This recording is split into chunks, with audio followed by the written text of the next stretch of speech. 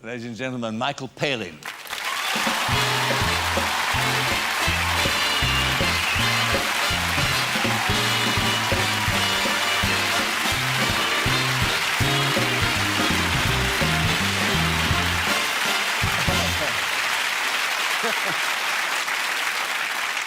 Disgusting, that, isn't it? Isn't it disgusting? Not the leeches, my body. Yeah, I mean, a feast, that's for sure. Well, you know, they've got 3 jaws. 3 jaws? And 3,000 teeth. This is just each leech. Yeah. And I had 3 on them, so that's, you know, 9,000. And how long did it last, that treatment? It lasts about 50 minutes. Yeah, and I got quite fond of them by the end. Because, you know, there was, you know, was my blood in them, and they were supposed to be doing me good. And when she wanted to sort of tear them off, and they put them in a sort of very strong vodka, and that kills them instantly, I wanted them to stay alive, you know, retire somewhere, go to a leech home and just enjoy it. Did you feel better for it?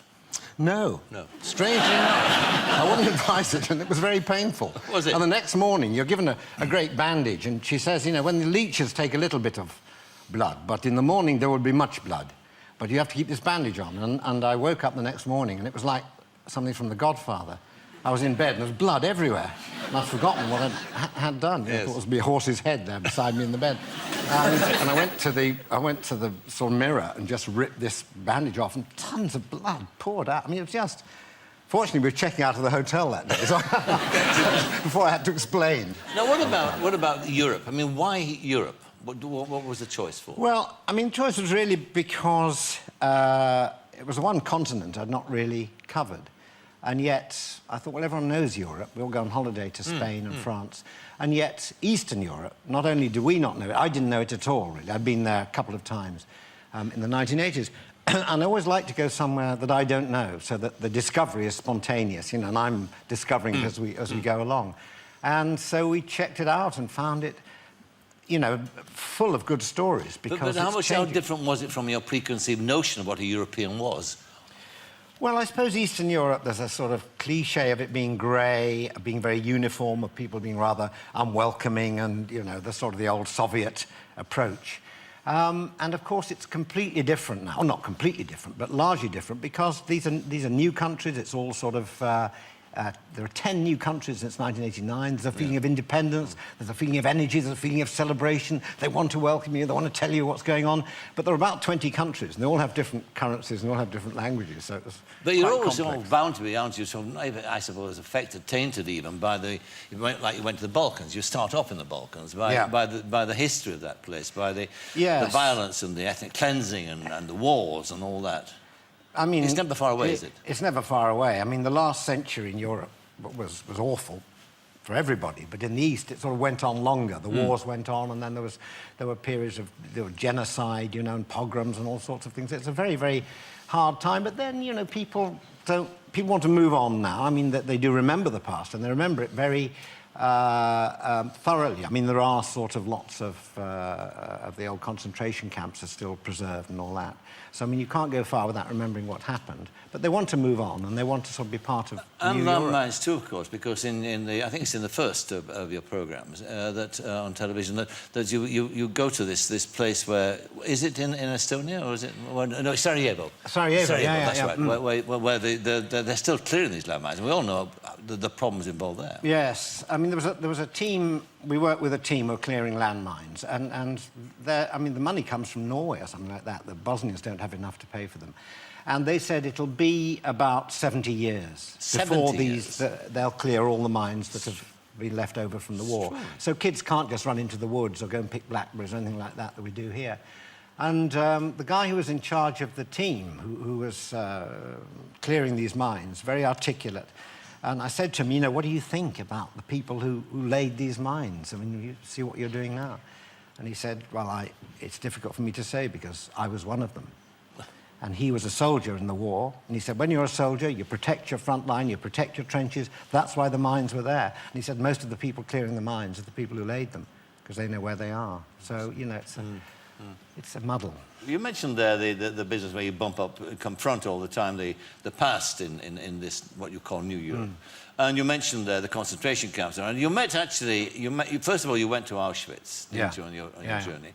and there's a question about that, obviously, about the effect it had on you. And then you actually met and talked to a victim, of somebody who'd been in a concentration camp. I found it meant more to me talking to somebody. I mean, we walked around Auschwitz, and, you know, the outlines of the camp have been preserved, and quite rightly so, but you can't really feel the awfulness of what happened just by looking at these cleaned-up buildings. You have to either read a book, I think, like, you know, if This Is a Man told me more about what happened in concentration camps, the noise, the smell, the filth, I mean, you know, the visceral side of it you just don't get. Yes. But we did meet a wonderful lady called Lisa Markova, who was from Prague, and she's 86, and she had been, you know, she was sort of played the piano, very bright at school, 20 years old, the Nazis invaded Prague. She found herself taken to a camp that was sort of called Terezin. It's an old garrison that had been sort of cleaned up, and they used it as a sort of model ghetto for the Jews, and they made a film, the Nazis there, called, you know, What Hitler Did for the Jews, or Hitler's City for the Jews. And really, it was a transit camp onto the concentration camps. Yes. In 1944, she and her husband and her parents were all sent to Auschwitz, and she never saw her parents again. And then, right at the end of the war, she was a survivor from Auschwitz, and she was taken to Dresden to work in an aircraft factory. On the night of the Dresden raid, they were locked in the factory, and all the people around the factory just locked the door and ran off. And she said they watched the planes coming in, and they watched the bombing of Dresden. And she says, you know, rather movingly, she said, we were so pleased to see it happening. I mean, what we'd been through. And, you know, we didn't care that we might get hit in our factory, we might get burned. I mean, we just wanted to see an end to it all. It's unimaginable, isn't it, when you confront a witness to that kind of period of our history. We've all seen the newsreels, we've all seen the pictures, we've heard the documentaries and seen the documentary. And then you confront it. Yeah. I mean, you moved around in these places and come across in Romania, which, I mean, Romania was a particularly bad spot, wasn't it? Because it had not just...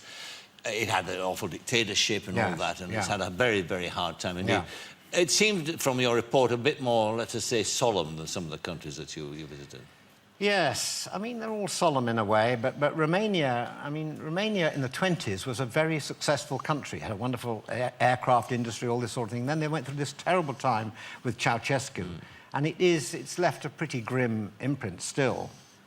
But then there are jolly people, you know, Ilie Nastase, who we talked to. Of course, he was a politician there, wasn't he? Is he still? He ran for mayor of Bucharest. That's right, he did. He said people wanted him to say what they wanted him to say, and he said, I say what I want to say. So he's not in politics anymore. He's very frank, isn't he, about his life, and his life is a sex symbol, too. Well, he's got this autobiography out, and in the autobiography it says he sort of made love to 2,500 women. So I asked him this, as you do when you talk on the chat show, but I said to him, you know, I got the number wrong. And I said, so you've made love to 250,000, and I got it quietly wrong. And he said, no, it's 2,500. And he said, but that wasn't true. I said, well, how did they come at the figure? He said, well, you know, it's the man who write the book, he say, you know, how many women? I said, well, maybe 3, 4, 5 a month. That's maybe 800, 900. And the person writing the book says, that don't look good for you, Illy. You better say 2,000. So we agreed, 2,500. 800 doesn't look good for you. No, it doesn't look good.